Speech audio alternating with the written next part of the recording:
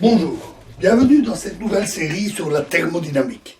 Alors, pour ceux qui suivent d'autres séries, c'est vrai que je n'ai pas encore fini la série sur la physique des particules ou celle sur les échecs. Mais c'est des séries extrêmement longues, alors je les achèverai, bien entendu.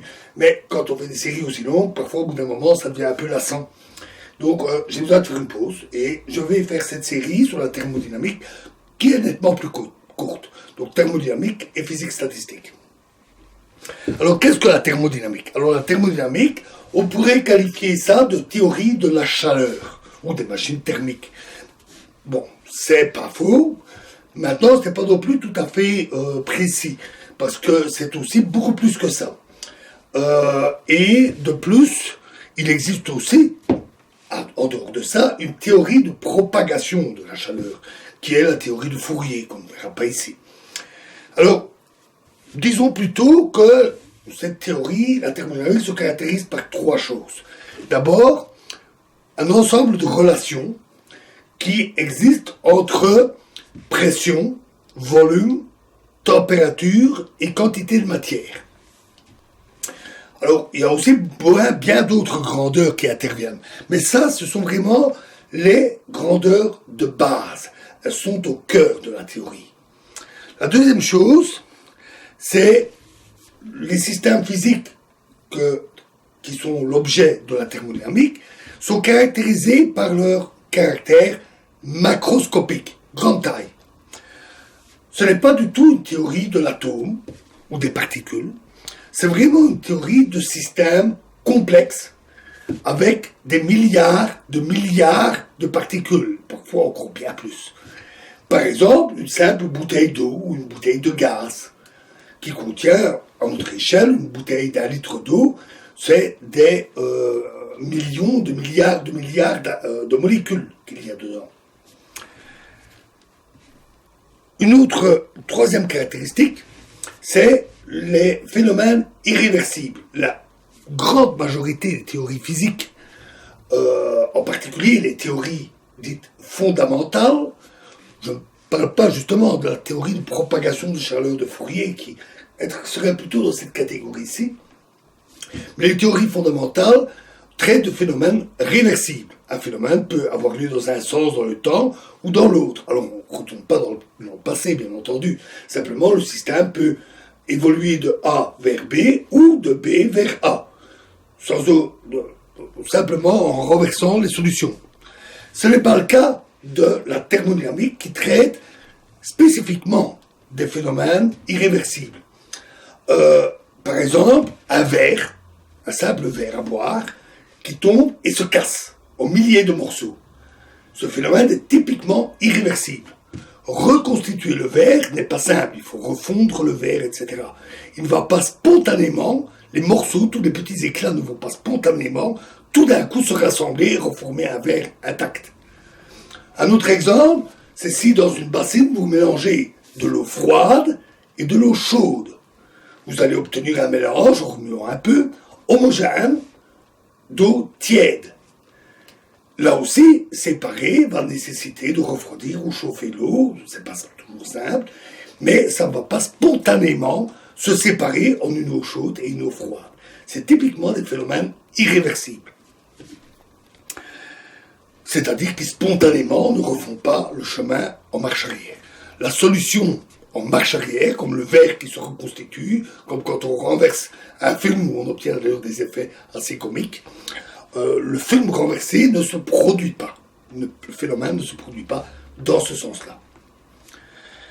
Alors, la thermodynamique traite idéalement, on va presque dire historiquement, des systèmes en équilibre thermique, c'est-à-dire ayant une température homogène et constante. Alors, c'est un peu limitatif, mais on passe facilement à des changements d'équilibre, une évolution, on va dire, lente, où le système est constamment en équilibre mais change petit à petit, ou des échanges entre différents systèmes, chacun à l'équilibre, au moins initialement.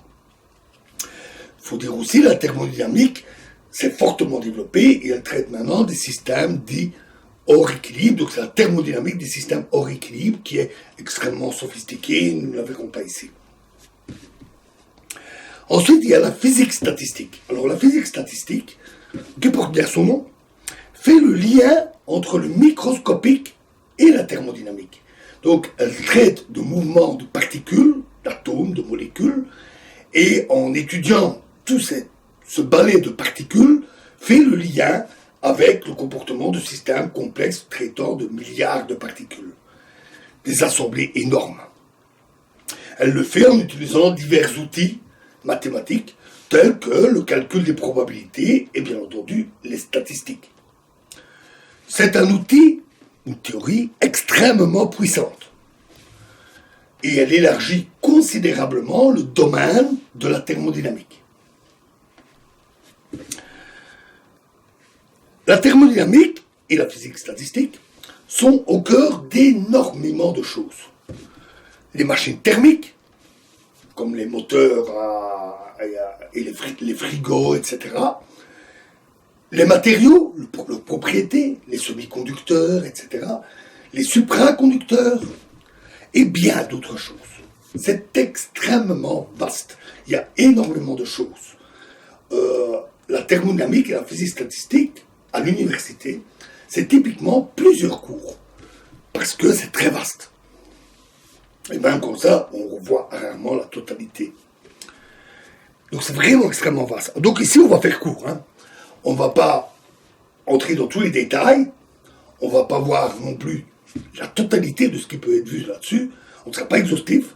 On va faire un survol, voir les choses les plus importantes et les choses vraiment essentielles. Et ce sera vulgarisé. Donc ce n'est pas une présentation technique avec des équations complexes, etc. C'est vulgarisé. On aura un petit peu de technique, des petites équations simples, une addition, comme je le dis souvent, une addition ne vous fait pas peur. Des petits trucs simples, les trucs les plus fondamentaux, les plus parlants. Vraiment des trucs très très simples. C'est une vulgarisation, comme on dit parfois aussi, de haut niveau. Donc on présente les choses de manière pointue, même si on essaye d'être simple. Pas de connaissances préalables nécessaires.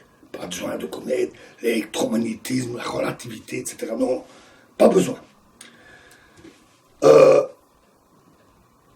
On restera très simple, et comme je l'ai dit, de haut niveau, en essayant d'être rigoureux et de justifier ce qui est avancé.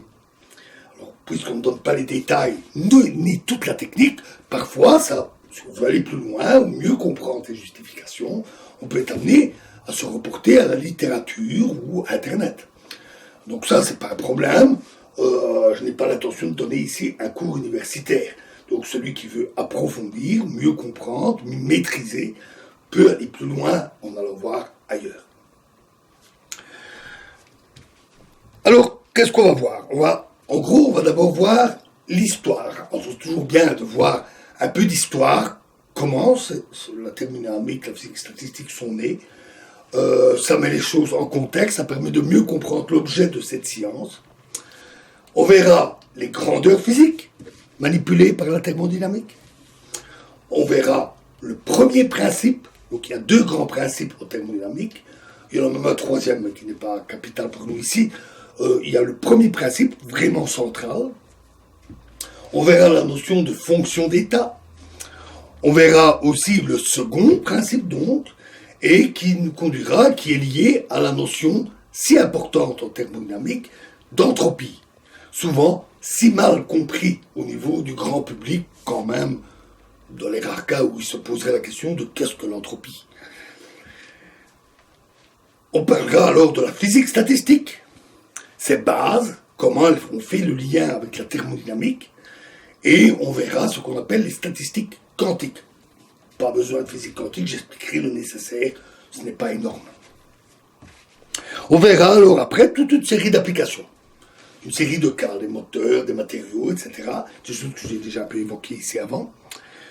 On parlera aussi du mouvement perpétuel, les fameuses machines qui créeraient de l'énergie, etc. Nous verrons, nous en parlerons. Et nous parlerons d'un aspect qui me plaît, qui est important, qui est la flèche du temps. Pourquoi le temps s'écoule-t-il du passé vers le futur? De cette manière. Pourquoi pas autrement? Pourquoi pas à l'envers?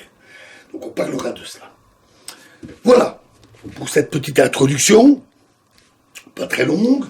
Et dans la prochaine vidéo, donc, nous aborderons ce côté historique de la thermodynamique et de la physique statistique. Je vous remercie.